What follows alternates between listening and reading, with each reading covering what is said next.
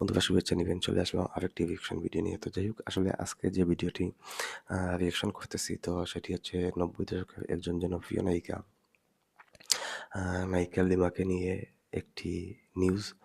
তো যাই হোক, আসলে বন্ধুরা ৯০ দশকে যারা বাংলা সিনেমা দেখতেন তারা অবশ্যই নায়িকা লিমাকে চিনবেন। তো যাই হোক, আ লিমার কয়েকটি ছবি আমি দেখেছিলাম, তবে সেগুলোর নাম মনে নেই। শুধু ২ টি ছবির নাম এখনো মনে আছে। আর একটি তার খুবই হিট একটি ছবি, দেলোয়ার জাহান জন্টুর 'প্রেম গীত' একটি ছবি ওমর সানির সাথে। আর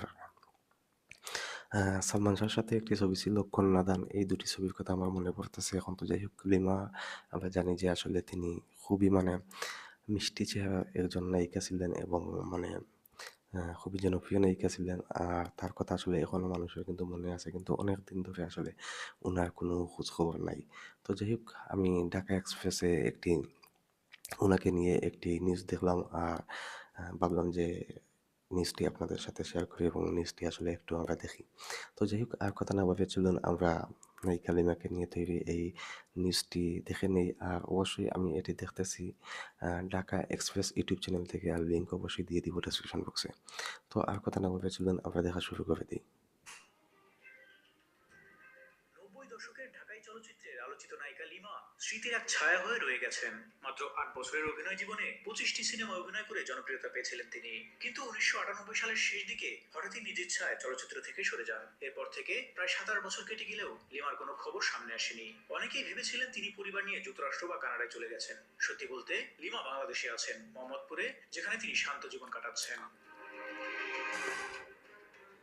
লিমার পারিবারিক নাম শামীমা আলী লিমা। তিনি জন্মগ্রহণ করেন ১৯৭৯ সালের ২২শে সেপ্টেম্বর কুমিল্লার দাউদকান্দিতে, যা বর্তমানে তিতাস থানা হিসেবে পরিচিত।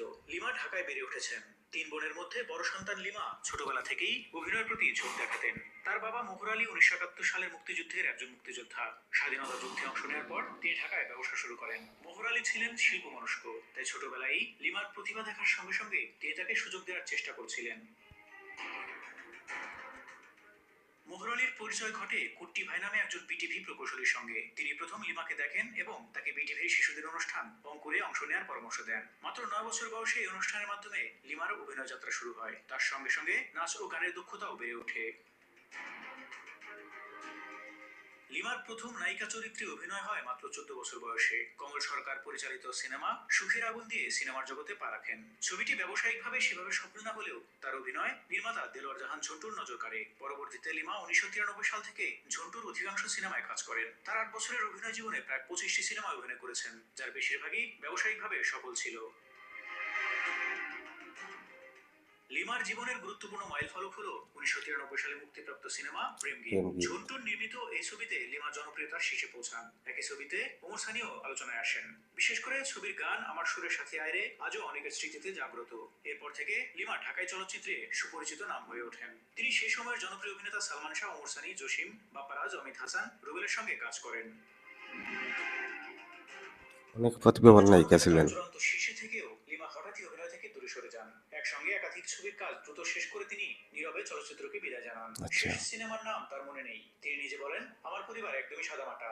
বাবা প্রথমে চাইতেন আমি অভিনয় করি, তাই শখের বশে অভিনয়ে আসি। অভিনয় করতে করতে স্থূল হয়ে যাচ্ছিলাম। বাবাও চাইছিলেন না আমি আর অভিনয় করি, তখন নিজের সিদ্ধান্তে অভিনয় থেকে সরে যাই।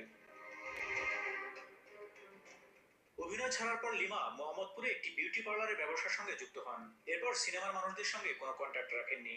এখন তার সময় কেটে যায় পরিবারের সঙ্গে, বাবা, বোন ও বোনের সন্তানদের সঙ্গে। তিনি মেজ বোনের ৩ মেয়ে নিয়ে বেশ ব্যস্ত থাকেন। মিডিয়ার খবরও তিনি রাখেন না। এসে বলেন, আমাদের সময় অনেক প্রতিভাবান অভিনেত্রী ছিলেন, তাদের ভিড়ে নিজের জায়গা তৈরি করা সহজ ছিল না। এখন নাকি সেটা অনেক সহজ হয়ে গেছে। যাই হোক, এখন আমি এক সাধারণ মানুষ, বর্তমান নায়ক নির্মাতার নামও জানি না।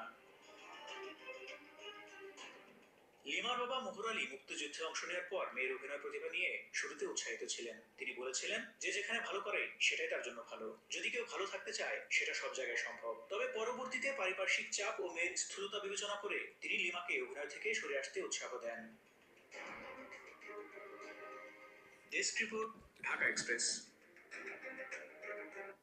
তো যাই হোক বন্ধুরা, আসলে আমরা নিউজটি দেখলাম এবং আসলে সত্যি কথা বলতে এই নিউজের মাধ্যমে জানতে পারলাম যে লিমা এখনো দেশে আছেন। তবে মাঝে মধ্যে আসলে উনার কথা মনে পড়তো এবং ভাবতাম যে আসলে উনি কোথায় গিয়েছেন। তবে আমার ধারণা ছিল যে উনি হয়তো আমেরিকায় থাকবেন। কারণ আমাদের দেশে শিল্পী যারা আছেন, যারা মানে একটু মিডিয়ার বাইরে চলে গিয়েছেন, তারা বেশিরভাগই আসলে আমেরিকায় স্থায়ীভাবে স্থায়ী হয়ে গিয়েছেন। তো যাই হোক, আমি ভেবেছিলাম যে তিনি হয়তো বিদেশে কোনো দেশে আছেন। তো যাই হোক, আসলে উনি দেশে আছেন এটা জেনে আসলে ভালোই লাগলো। কিন্তু আসলে তিনি এখন আর মানে অনেক বছর ধরেই আসলে আসলে তিনি সিনেমার সাথে যুক্ত না। ৯৮ সালেই তিনি আসলে সিনেমাকে বিদায় জানিয়ে গিয়েছেন। তো এখনো আসলে তিনি সেই সময় যে কাজ করেছিলেন এবং সেই ভালো, ভালো কাজ যেগুলো করেছিলেন, যার কারণে আসলে এখনো তিনি দর্শকের মনে রয়ে গিয়েছেন। যার কারণে আসলে এখনো উনাকে নিয়ে নিউজ হয়। যদি একজন মানুষ আসলে মানে জনপ্রিয় না হতো এবং উনার কাজের যদি গুণ না থাকতো, তাহলে এতদিন পরে আসলে আর তার খোঁজ কেউ নিত না। তো যাই হোক, আসলে উনি ভালো আছেন জেনে ভালোই লাগলো। আর উনার জন্য শুভকামনা রইলো। আর ভিডিওটি এখন পর্যন্তই। ভালো থাকবেন। আল্লাহ হাফেজ।